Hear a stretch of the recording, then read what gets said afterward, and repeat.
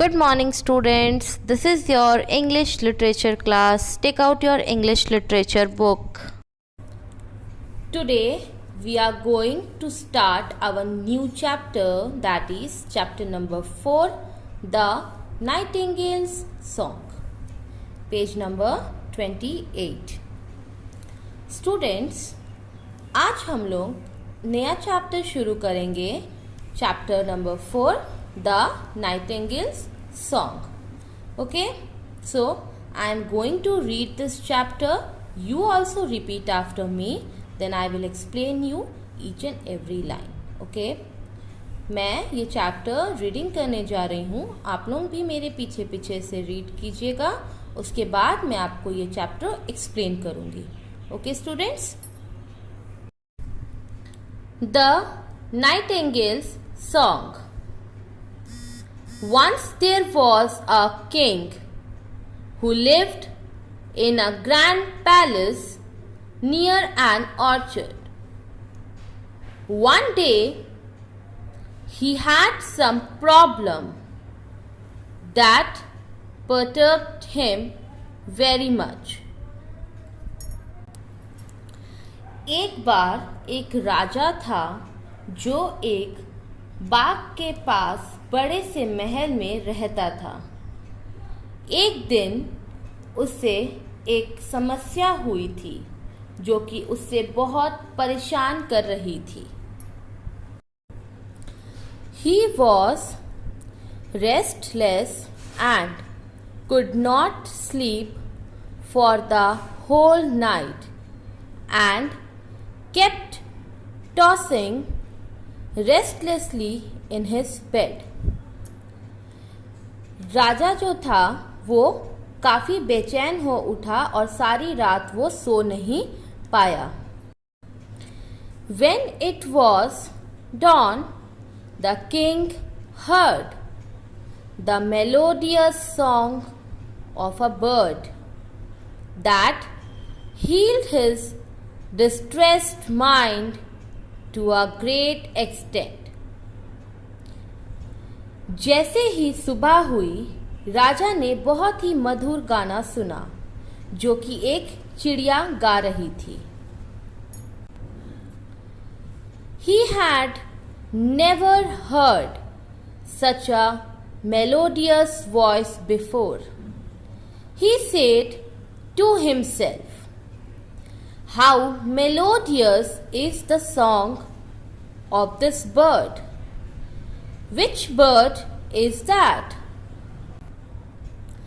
उस मधुर गाने से राजा की सारी परेशानियां दूर हो गई और उसे काफी अच्छा लगने लगा.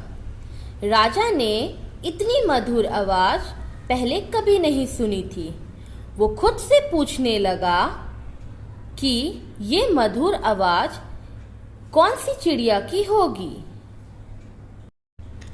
Next day, early in the morning, the king called his courtiers and ordered them to bring that bird before him. अगली सुबह राजा ने अपने महल के दरबारी को बुलाया और उससे आदेश दिया. अपने महल के दरबारी को आदेश दिया कि जाओ उस चिड़िया को ढूंढ के मेरे पास लेके आओ. Else the courtiers went into the garden and searched in vain for the bird. Dejected and sad, the courtiers were returning to the palace as it was getting dark. हाय, दरबारी लोग बाग में पहुंचे और चिड़िया को खोजने लगे. दुखी होके दरबारी महल में वापस जाने लगे क्योंकि अंधेरा हो चुका था. On their way back near the stream, they saw a bird sitting on the bark of a tree, singing melodiously. वापस जाते समय उन्होंने देखा कि स्ट्रीम के सामने एक चिड़िया पेड़ की डाल पर बैठी हुई है और मधुर आवाज में गाना गा रही.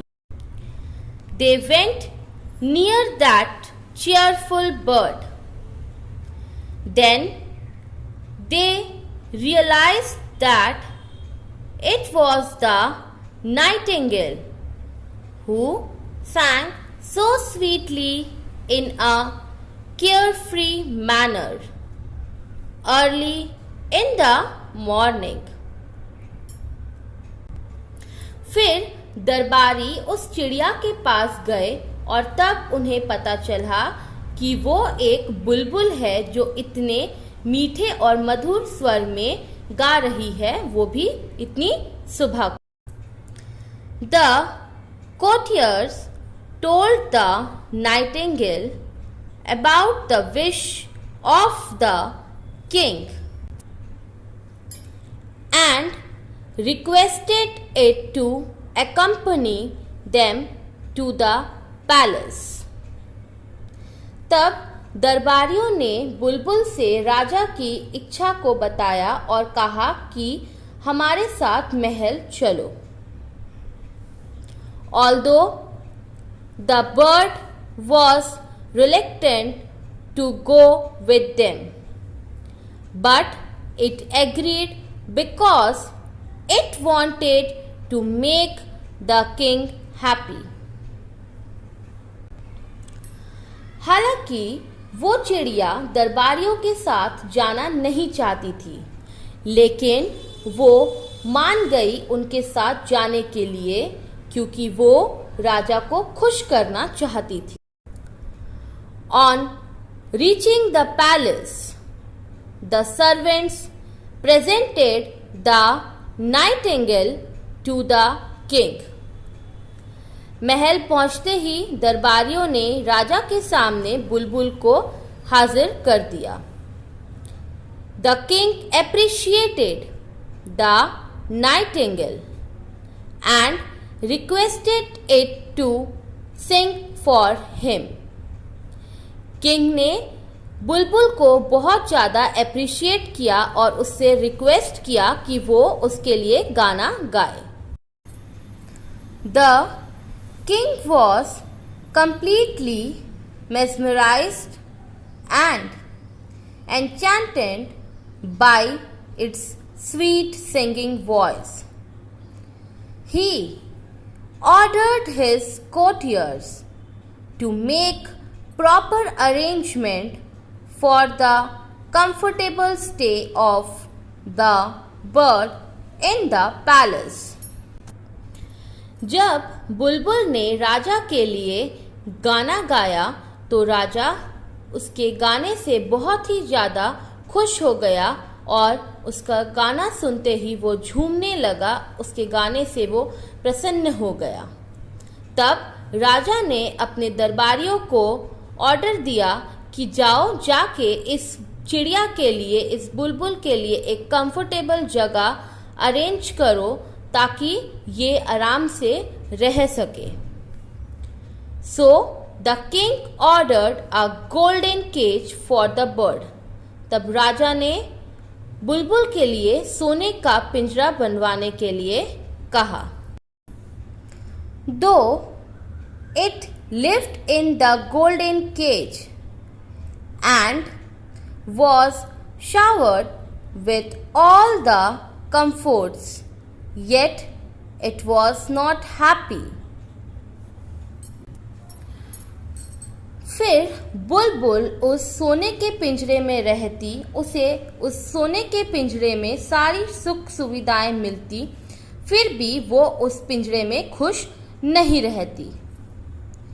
It sang for the king, but the songs were not so tuneful and melodious.